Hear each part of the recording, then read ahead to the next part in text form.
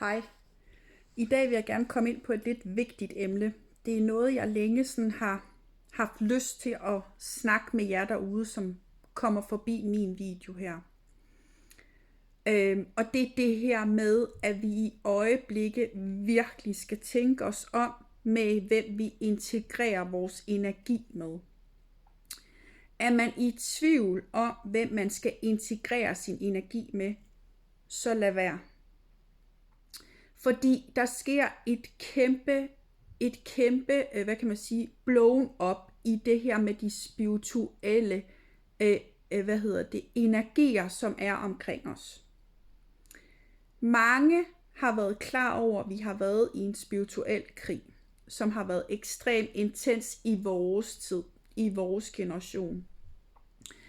Men lige nu, så er det ekstremt meget, at vi er i krig på det spirituelle område. Altså vores sjæle er i gang med at integrere den her nye form for dimension, hvor tingene bliver mere blandet, men hvor den mørke force får mindre magt.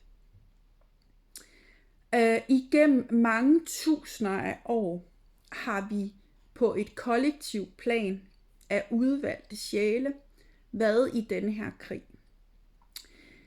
Det der sker, når vi for eksempel ønsker, at andre skal hjælpe os i form af healing eller guidning eksempelvis, så er det meget vigtigt, at vi som kollektiv sjæle, der er udvalgte, tænker os om.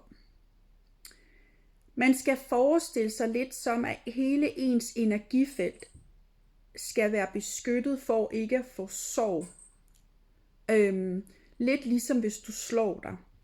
Hvis du slår dig, så skal din krop have lov til at hele det sorg. Derfor, at når man skal ud og have tillid og lægge hele sin krop og sin sind og sin ånd i hænderne på en anden, så skal man være sikker på, at den man lægger sin energi hos, har styr på sit shit. Har styr på sin spirituelle integritet. Har styr på, hvilke bagland de energier kommer fra. Fordi en healing eller en guidning kan komme til at skade mere, end hvad det egentlig gør godt for. Det er også derfor, at når man laver kortoplæg, eller noget som jeg gør, generaliserer kortoplæg, så skal man også huske, når man ser kortoplæg, eller at nogen har trukket et kort, at man lige har fingeren i jorden og tænker, at det her er noget, jeg skal tage til mig, at det er energi, jeg er i, så man ikke blander sin energi med, hvad der kommer af budskaber. Og det skal jeg også være opmærksom på, når jeg laver de her kortoplæg, som jeg nu engang laver på Sol og Måne på min YouTube-kanal. Det er ikke sikkert, at den generelle energi er din energi. Og jeg laver på en måde objektive formidlinger, fordi man skal også være bevidst om, at man går ikke ind over andres menneskers energi uden en tilladelse. Det er simpelthen forbudt. Det er ligesom, du går heller ikke ind og piller hver andres bankbog for at se hvad de har af penge, uden deres tilladelse. Du får ikke noget at vide om andre mennesker, uden at du har deres tilladelse. Det samme skal vi simpelthen til at blive opmærksom på, at det samme gælder for den åndelige kontakt. Fordi i øjeblikket sker der instant karma, det vil sige karmaen sker hurtigt nu. Og alt det man før i tiden har siddet og pillet ved af andres energier, det kommer altså tilbage nu. Og det der er mange af de her spirituelle mennesker, der ikke har været bevidst om, og det er det man skal til at blive bevidst om nu.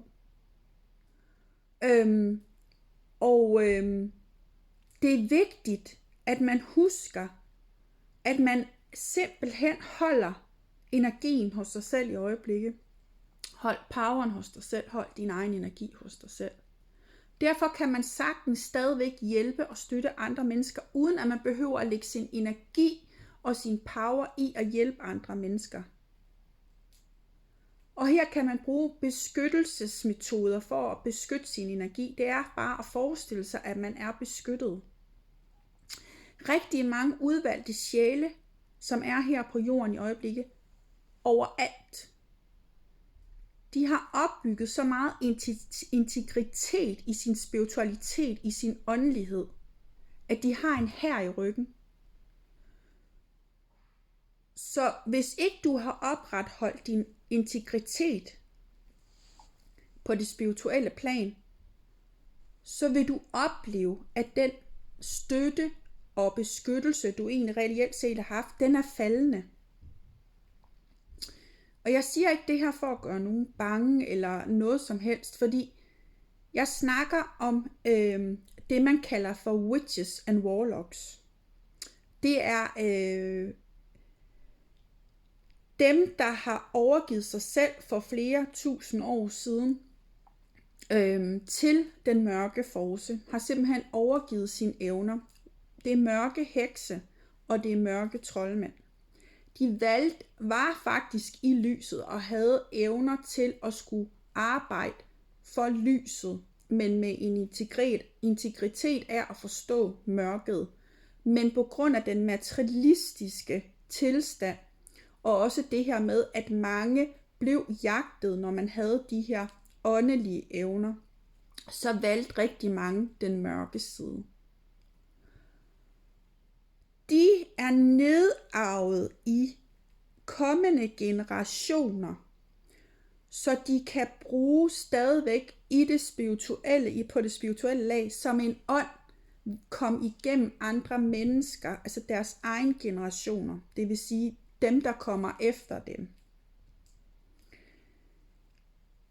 Og mange af dem, som er blevet begyndt at blive bevidst om, at de kan stamme fra den form for arv med witches and warlocks, mørke troldmænd og mørke hekse.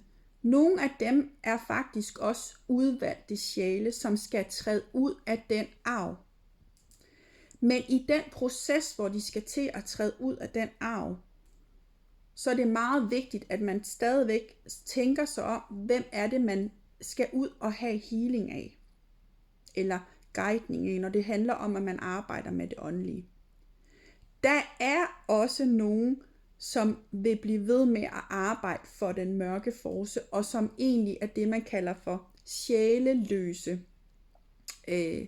sjæleløse mennesker, som slet ikke sætter sig nok ind i, hvad det er, de egentlig gør, og hvordan de egentlig skader andre mennesker med det, de egentlig gør, altså hvis det giver mening.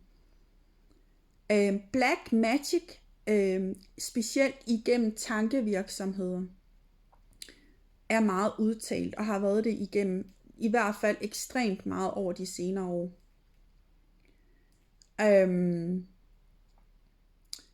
At sætte grænser og sige nok er nok, og simpelthen stå fast i, at man ikke vil have andre træder ind over ens grænser, det er meget, meget vigtigt. Men de her witches and warlocks, som ligesom er i systemet hos dem, der er kommet efter dem, det bryder de sig ikke om. Så de kan bruge andre mennesker til at angribe dig eller mig. Men har du hjertet med dig, kærligheden med dig, og din connection til Gud, Kristusenergien, og du er her for at bryde de her former for magier, som er nedbrydende for os på et kollektivt plan, så behøver du ikke være bekymret. Bliver du mere og mere bevidst om det her emne, så åbner du din bevidsthed op og kan se tingene klart. At det ikke er menneske, der skader dig, men det er dem, der har solgt deres sjæl i sin tid til den mørke force, som har haft stærke evner. Fordi de ønskede ikke at ofre sig selv for Gud, Kristusenergien eller lyset. Jeg håber, at det her det giver mening. Tænk jer om, når I connecter, integrerer jer, eller bruger jeres energi, hvor I integrerer jer, eller prøver at integrere jer med andre, som skal hjælpe jer på jeres healingsvej. Tænk jer om. Tænk jer om. For de findes altså derude. De mørke witches and warlocks. De er der. Og de er også i Danmark. Er man i tvivl, så lad være. Lad være. Brug lidt mere tid på at tænke og mærke efter, om det er det rigtige valg. Men der er virkelig også mange exceptionelle, smukke healere derude, og shamaner, rækkemester og alt muligt andet, som virkelig, virkelig gør deres arbejde godt. Men husk nu, mærk nu efter. Så jeg laver snart et oplæg igen her på min YouTube-kanal, og kommer lidt ind omkring de energier, der sker lige i øjeblikket. Men ja, det var sådan set det, så det var lidt et barsk emne, men jeg bliver nødt til at komme ud med det, og det er også noget, jeg vil løbende komme ind på, også under mine læsninger, når jeg laver de her generaliserede læsninger. Husk nu, det er generaliserede læsninger. Det er ikke specifikt på nogen. At det så giver mening for dig i din situation, så tag det som en læring. Tag det som en læring. Vend det indad og tag det som en læring inde i dig. Men forstå også, de ydre påvirkninger er der også. Og det er ikke altid, de ønsker hverken dig eller mig det bedste. Så tak for, at I så med, og have en fortsat god aften eller dag, hvor end nu du ser den her video. Hej.